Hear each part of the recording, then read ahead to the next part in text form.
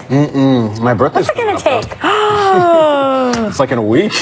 Call Dion. I'm sure Nate's got his number. Peter, do you have Dion's number? Got a perfect gift. Dion to call it. Raccoons. Okay, cool. And now raccoons prime. Oh, okay. All right. I just want Peter jumping out of a cake. Oh. Wearing some tassels. Uh-oh. Well, good morning to you. Will Selva out in the newsroom in L.A. Peter in tassels jumping out of a cake. I would want to see, for our birthday, I would want to see Peter dance, come up with some kind of dance. KB, what do you think? Is that Every day. It's Tuesday. Coming to the stage, Shredder. Okay. That's a different You got to do something, Shrek. Oh, that's a different party? I got it, Will. And I'm noticing your tie. You're rocking that teal. What are you, a Jaguars fan? What we got going on over there?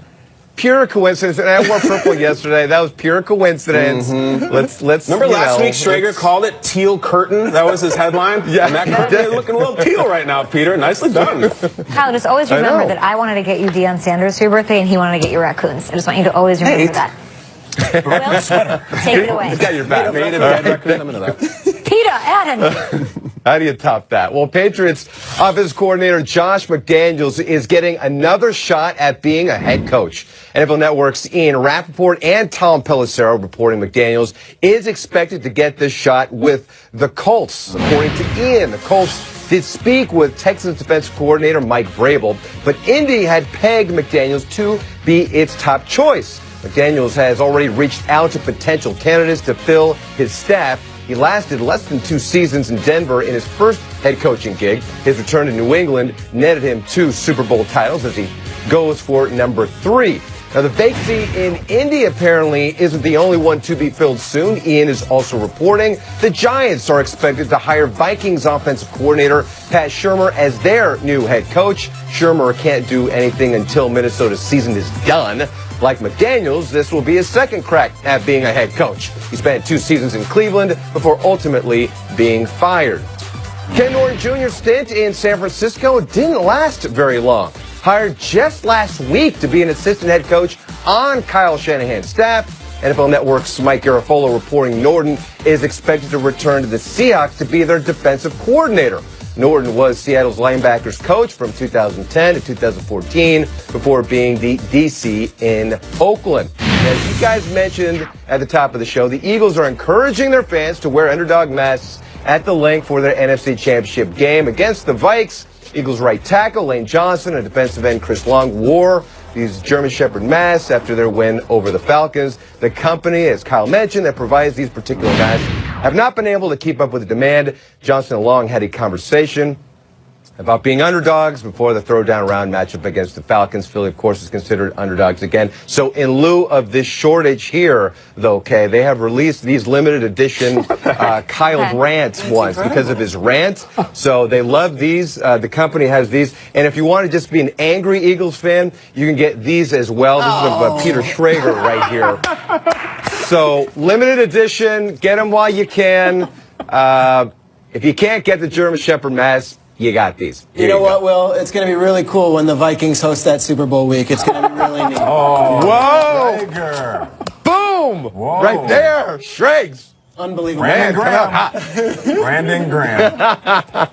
Hello, Brandon Graham. Whatever Where are helps, you? Will. Whatever helps. Yeah. Eagles Twitter, baby. Why is your head Eagles so much Twitter. bigger than Peter's in the I have a cutout? giant head. You know this. Yeah, I don't know. It's the head of Yours is Hagrid bigger. or something. You know. I don't know Look at why. that. Look at Kyle's head. It's the first like thing that you in said real when I life. met you. It is. Within the first 2 minutes of meeting Kyle, it was, I have a big head, I know. Wow. This Something might like that. be some relationship I'm here. just saying. Thanks, Will. We'll talk to you in a little bit. We're on remember that. championship week in the NFC. It's like the first thing on your bingo board. Oh, yeah. And you're like, yeah, I know. I'm looking at you. Look at that thing. Oh, I think you're crazy. All right, 2 of the league's best defenses will collide in the NFC Championship game, with Everson Griffin and the Vikings going to the link for a showdown against Fletcher Cox and those Eagles. And we have reporters for you right here at NFL Network with your ears on the ground. And physically, they're on the ground at all of the locations. They're in Philadelphia and in Foxborough, bringing you the latest. Let's kick it off with our very own Tom Pelissero, who's with the Vikings squad, energized by that Minnesota miracle. Thanks, Kay. Several Vikings players said they couldn't sleep Sunday night. They just kept replaying Stephon Diggs' miracle touchdown to beat the Saints over and over in their heads. But when players came back in the building on Monday morning, Coach Mike Zimmer had a clear message. The Vikings made a lot of critical errors that could have gotten them beat against the Saints. They need to play better this week in the NFC title game at Philadelphia. Cornerback Xavier Rhodes said everybody keeps talking about the Eagles having a backup quarterback with Nick Foles in place of injured Carson Wentz. But Case Keenum started off the season as a backup quarterback for the Vikings as well. Rhodes said it's going to be a game. There are no excuses. Remember, the Vikings went to Philadelphia last season as a 5-0 team. Their offensive line got exposed. They lost the game, and it started a downward spiral from there. Certainly, the Vikings offense needs no reminder about how talented the Eagles defense is. As receiver Adam Thielen said, we've got a lot of work to do. Let's go to Mike Garafolo in Philadelphia. Thank you, Tom. Well, here at the Eagles facility on Sunday, Eagles coach Doug Peterson was watching that last-second victory by the Vikings and realizing both teams in this NFC Championship game are going to have to put last-minute victories behind them and move forward to this game on Sunday at Lincoln Financial Field. Peterson also sees a lot of similarities between both teams' quarterbacks in the fact that neither was a starter to begin the season. Now, Case Keenum's had a longer run as starter than Nick Foles did, but Peterson believes both guys have had to overcome adversity and criticism from the outside. For Keenum, it was the fact that many thought that he was a game manager. He's proved that he's more than that. For Foles, it was the fact that this team struggled without Carson Wentz, was not the same. Now, the Eagles did a good job game planning for Foles against the Falcons. They realized it's going to have to be a different game against a much tougher Vikings defense. They're going to have to open it up a little bit more. They're hoping for better weather, less wind, because that affected Foles. Now, before I send it back to Good Morning Football, I want to let Peter Schrager know that I have not seen Brandon Graham here.